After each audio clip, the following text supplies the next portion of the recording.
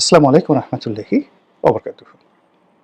সম্মানিত দর্শক, আজকে যে শিরোনামে আলোচনা করব সেটি হলো বাংলাদেশের সকল পক্ষ পরস্পরের মুখোমুখি হয়ে পড়েছে। যারা ব্যাংক পরিচালক, তারা এখন যারা ব্যাংক পরিচালনা করছেন, মানে ব্যাংকের যারা মূল উদ্যোক্তা মালিক, তাদের একটা বিরাট অংশ অপর পক্ষ মালিকদের মুখোমুখি হয়ে পড়েছেন। যারা শেয়ার হোল্ডার মালিক, এরা আবার এখন বাংলাদেশ ব্যাংকের পক্ষ থেকে যে ম্যানেজমেন্ট দেওয়া হয়েছে তাদের সাথে পলিসিগত বিষয়ে মুখোমুখি আছে। ব্যাংকের যে মূল স্টেক হোল্ডার, ব্যাংকের ম্যানেজমেন্ট এবং যারা ব্যবসায়ী আমানতকারী, তারা মুখোমুখি অবস্থানে পৌঁছে গেছে। যারা সরকার চালাচ্ছেন, সরকার এবং জনগণ, অনেকগুলো বিষয়ে রীতিমতো মুখোমুখি অবস্থায় পৌঁছে গেছে।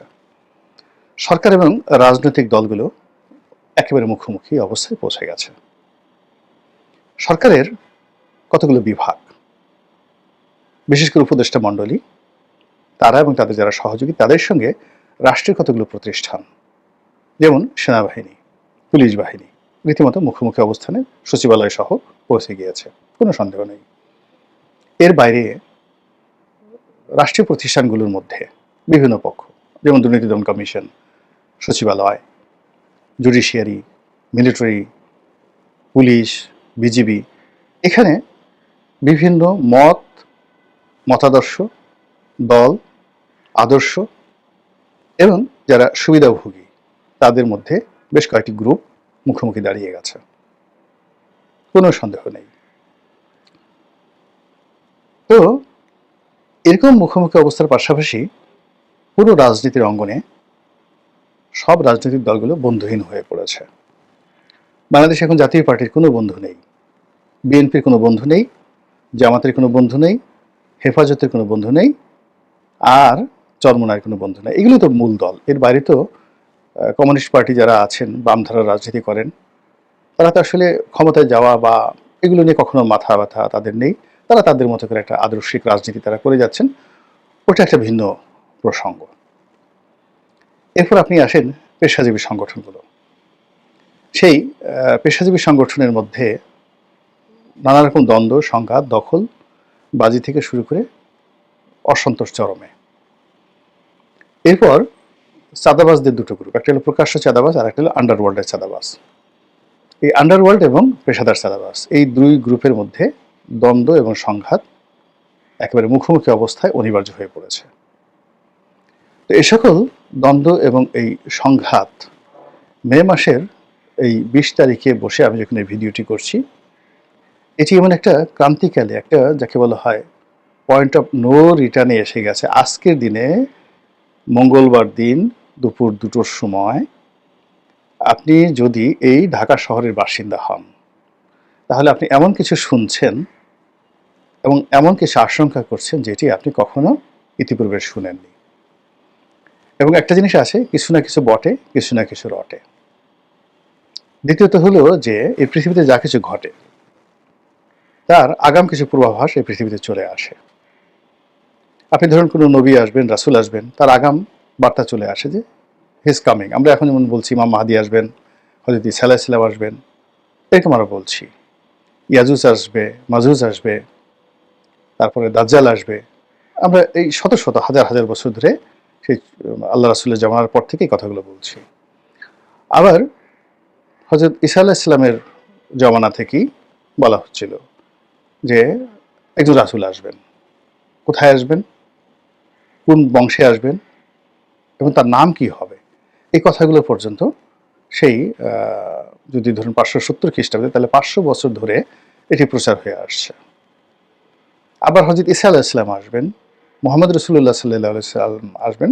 তার আগে যারা উল্লেখযোগ্য নবী ছিলেন বনী ইসরাইলের মধ্যে, হযরত মূসা আলাইহিস সালাম, হযরত দাউদ আলাইহিস সালাম, হযরত ইউসুফ আলাইহিস সালাম, তারপর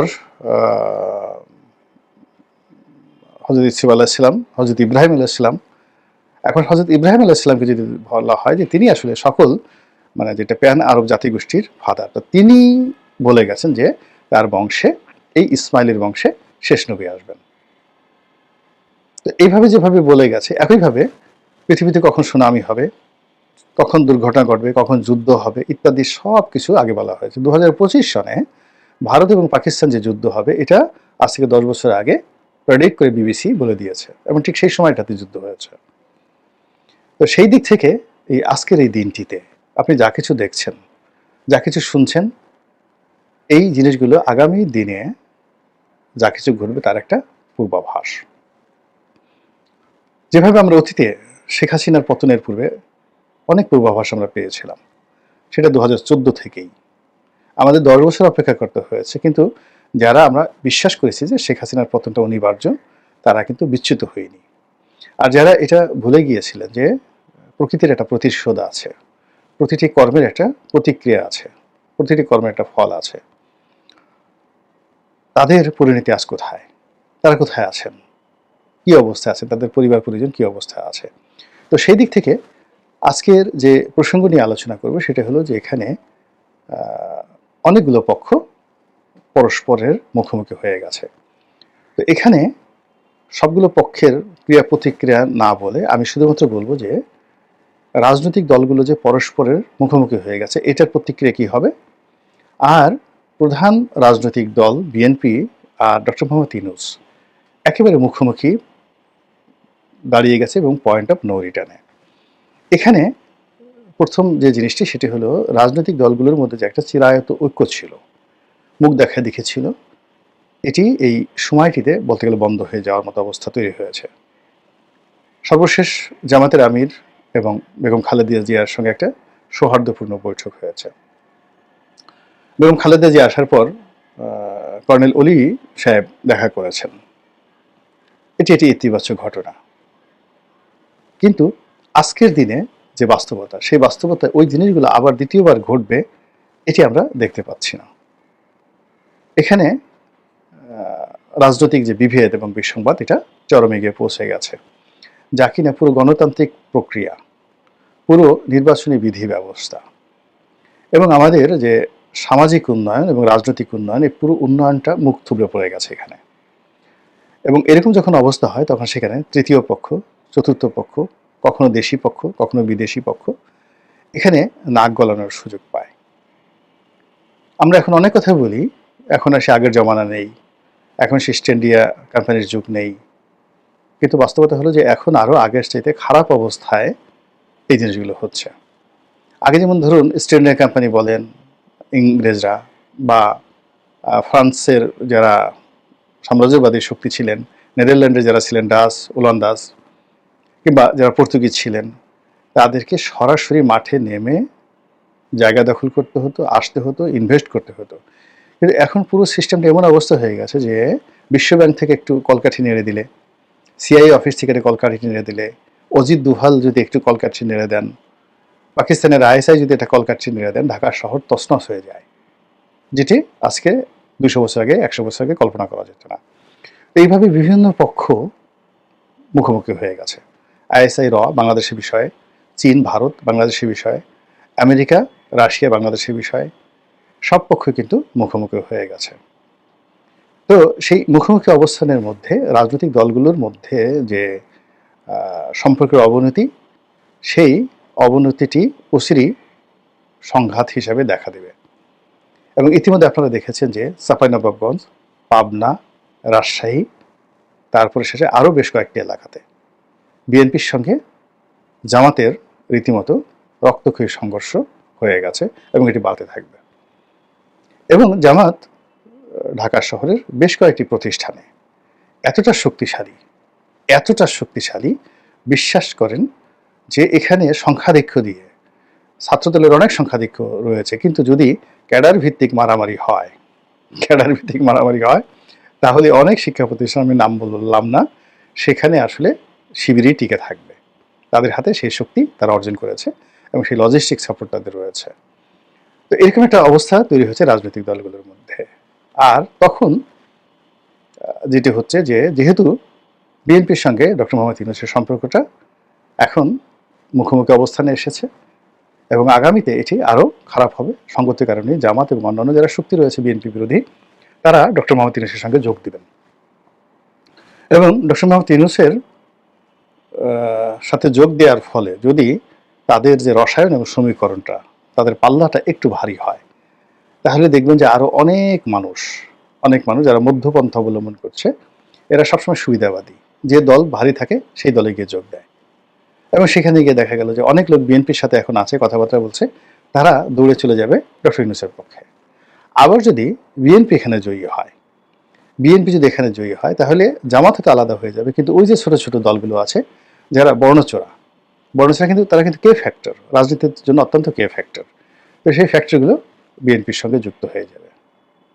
এখন বিএনপি ভার্সেস যে ডক্টর মোহাম্মদ ইউনূস, তো এর মধ্যে কি কি বিষয় নিয়ে মুখোমুখি অবস্থানে তারা এসেছে। প্রথম বিষয়টা হলো এই ঢাকা সিটি কর্পোরেশনের 2টা মেয়র পদ ইতিমধ্যে তারা চট্টগ্রাম ডক্টর সাদেদের মাধ্যমে পেয়েছে। এখন উত্তর সিটি কর্পোরেশন এবং দক্ষিণ সিটি কর্পোরেশন, উত্তরটাকে তারা দ্বিতীয় ফেজে রেখেছে, দক্ষিণ সিটি নিয়ে তারা একটা মারমুখী অবস্থানে চলে গেছে বিএনপি এবং সরকার। আজকের এই দিনে আমরা জানি না এটা পরিণতি কোথায় আসবে, তবে এখানে সেনাবাহিনী যাদেরকে সমর্থন দেবেন তারাই এখানে টিকে থাকবেন। আর যদি সেনাবাহিনী নিউট্রাল থাকেন তাহলে দুই পক্ষই ক্ষতিগ্রস্ত হবেন, মারাত্মকভাবে ক্ষতিগ্রস্ত হবেন। এরপরে ডিসেম্বর মাসে নির্বাচন নিয়ে এটি পয়েন্ট অফ নো রিটার্ন। বিএনপিকে যদি তার সার্ভাইভ করতে হয়, তার অস্তিত্ব রক্ষা করতে হয়, তাহলে এই সরকারের কাছ থেকে যে কোনো মূল্যে তাদেরকে এই ডিসেম্বর মাসের মধ্যেই নির্বাচন আদায় করে নিতে হবে। আর ডক্টর মোহাম্মদ ইউনূসকে যদি সসম্মানে যেতে হয়, সার্ভাইভ করতে হয়, তার লোকজন এনসিপির সহ সবাইকে যদি বাঁচতে হয়, এই নির্বাচন ডিসেম্বর মাসে তারা দেবে না। এবং তাদেরকে ঘুরে ফিরে ওই যে জনগণ বলছে 2 বছর 3 বছর 5 বছর, ঠিক ওই পলিসিতে তাদেরকে কৌশলে এগোতে হবে। তো এই যে একটা পয়েন্ট অফ নো রিটার্ন, সেই পয়েন্ট অফ নো রিটার্নের ফলে আপনি দেখবেন যে আবার একটা আগস্ট মাস, সেই আগস্ট মাসে, অর্থাৎ এখন ধরেন জুন মাস চলছে, না মে মাস চলছে, মে মাসের পরে জুন মাস, কুরবানির বন্ধ ঠন্ড যাবে, এরপরে একটু সেগুলো খেতে খেতে জুলাই মাসে চলে আসবে। এবং গত বছর জুলাই মাসে যেরকম পরিস্থিতির সৃষ্টি হয়েছিল, এই বছর জুলাই মাসে দেখবেন যে মোরালেস সেরকম একটা পরিস্থিতির সৃষ্টি হবে, শুধুমাত্র আওয়ামী লীগ সেখানে নাই। তারা আওয়ামী লীগ খেলবে, এখানে আওয়ামী লীগ খেলবে, এখানে ডক্টর মোহাম্মদ ইউনূসের সাথে খেলবে, তারপরে শেষে জামাতের সাথে খেলবে, বিএনপির সাথেও কিন্তু আওয়ামী লীগ খেলবে, দূর থেকে তারা খেলবে, তারা সরাসরি এখানে আসবে না, মাঝে মধ্যে ঝুটিকা মিছিল করবে, কিছু কিছু পোস্টারিং করবে, আর ওই বিদেশে বসে বসে তারা খেলবে আর বক্তৃতা দেবে। আর অন্যান্য নেতিবাচক কাজ যদি তাদের করতে ইচ্ছা করে সেগুলো তারা করবে পরিবেশ পরিস্থিতি অনুযায়ী। তো জুলাই মাসে যেটি ম্যাটেরিয়ালাইজ হবে, আবার আগস্ট মাসে গিয়ে দেখা যাচ্ছে যে একেবারে প্রথম দিকে, সে আগস্টের 5-6 তারিখে বা প্রথম সপ্তাহে দেখা যাচ্ছে যে সবাই একটা মানে চূড়ান্ত মানে ফলাফল লাভের জন্য আগস্ট মাসের প্রথম সপ্তাহের মধ্যেই তারা বিজিত হবে না বিজয়ী হবে, অথবা তারা প্রতিপক্ষকে পরাজিত করবে না নিজে পরাজিত হবে, এই বিষয়টি তারা আগস্টের ফার্স্ট উইকের মধ্যে সেটেল করে ফেলবে। সেপ্টেম্বর থেকে একটা নতুন ইতিহাস, সে ইউনূসের পক্ষে থাকতে পারে অথবা বিএনপির পক্ষে থাকতে পারে।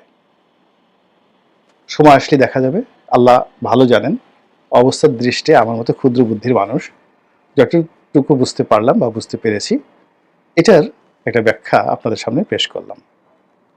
আল্লাহ আমাদের সবাইকে হেদায়েত দান করুন এবং হেফাজত করুন। আসসালামু আলাইকুম ওয়া রাহমাতুল্লাহি ওয়া বারাকাতুহু।